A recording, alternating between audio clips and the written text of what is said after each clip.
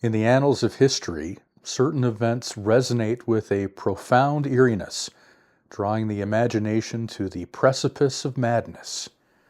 Among these is the Cadaver Synod, a bizarre, grotesque trial that took place in the heart of medieval Rome. Today we reveal not only the depths of political animosity, but also a world where the dead were not spared from the collusions of the living. So if you're curious, let's take a walk through history.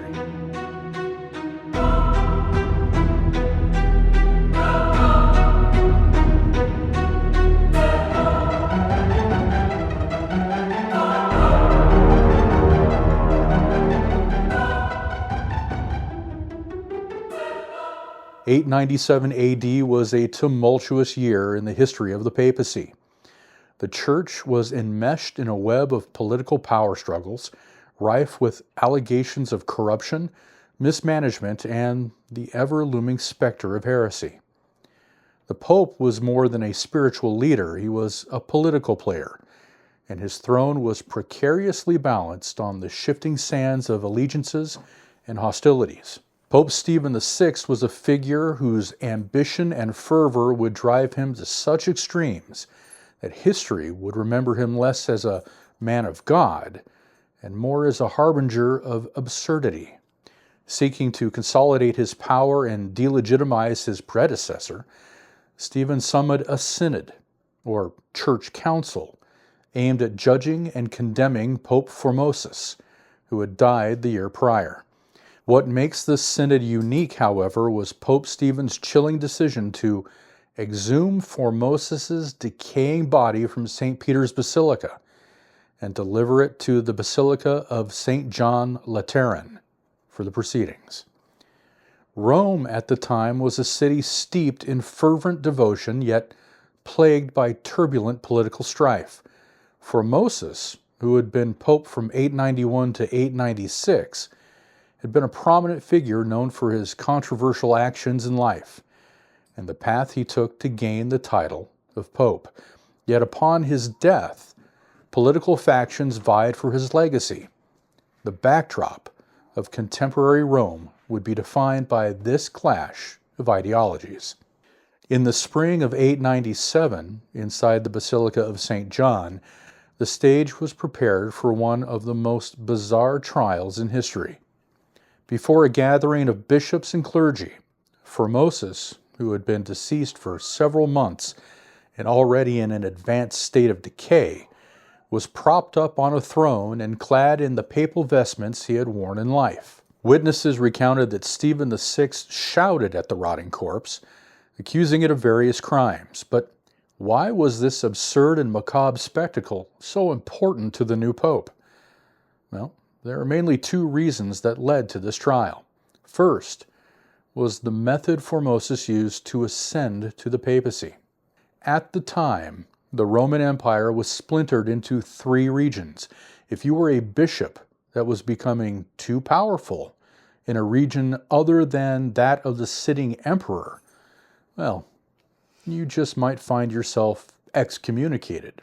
Well, it seems that this is exactly what happened to Formosus when he was excommunicated by Pope John VIII for being a traitor to Emperor Charles II, also known as Charles the Bald. But after Pope John died, Formosus regained his foothold in the church when the new pope, Marinus I, reinstated Formosus to his bishop duties. Several years, emperors and popes later, Emperor Lambert of Rome and Pope Stephen V were in charge, but Formosus really wanted to become pope. So he aligned himself with King Arnulf of Germany. Arnulf eventually conquered Italy and was crowned Holy Roman Emperor by Formosus, thus elevating Formosus to pope. But Arnulf didn't last long and Formosus died. 2 popes later, Emperor Lambert recovered his throne and Stephen VI was the new pope. The second and most important reason for the trial was to prove Formosus served as a bishop in 2 jurisdictions simultaneously, which was contrary to canon, and therefore rendered his entire papacy illegal and invalid. When Formosus ascended to pope, a title also known as the Bishop of Rome, he was technically still bishop of the Italian city of Porto. This means every edict and every appointment made by Formosus while he was pope would be rendered invalid. But so what? Why on earth would the actions of a now deceased pope need to be wiped away as if they never even occurred in the first place? Perhaps it's because our new pope, Stephen VI, was guilty of the very same thing.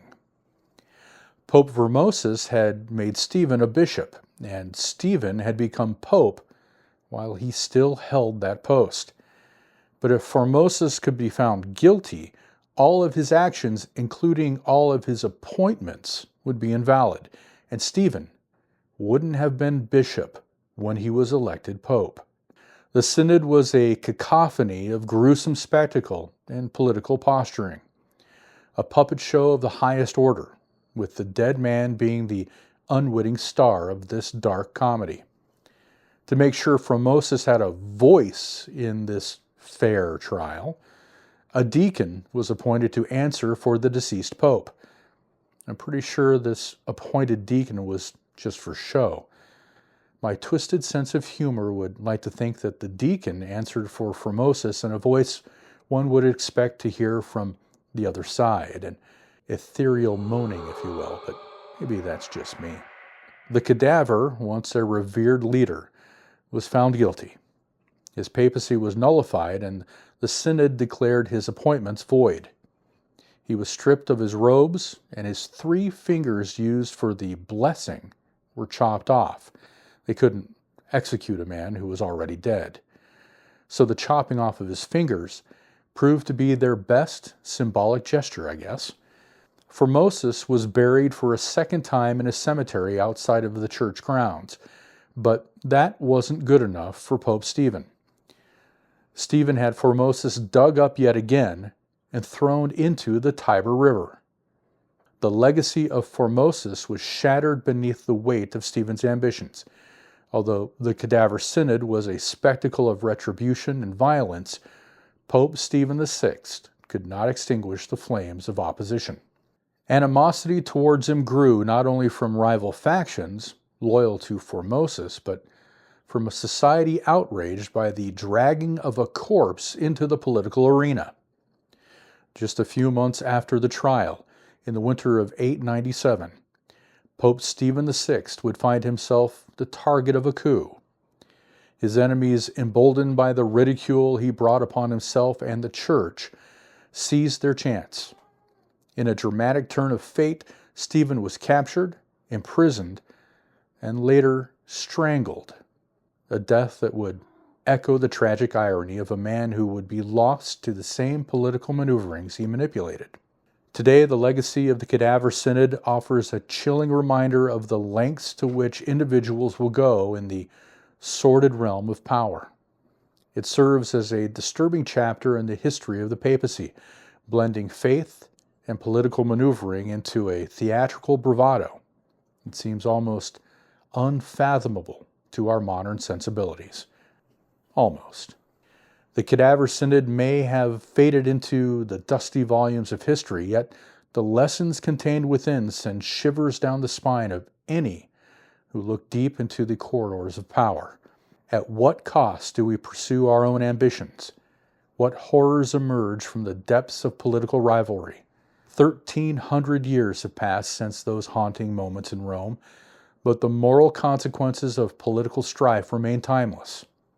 The echoes of the past resonate, challenging each generation anew. The question is, will we heed those historical missteps, or are we doomed to repeat them? Thank you for watching. I'll see you next time as we explore more curious history. Take care.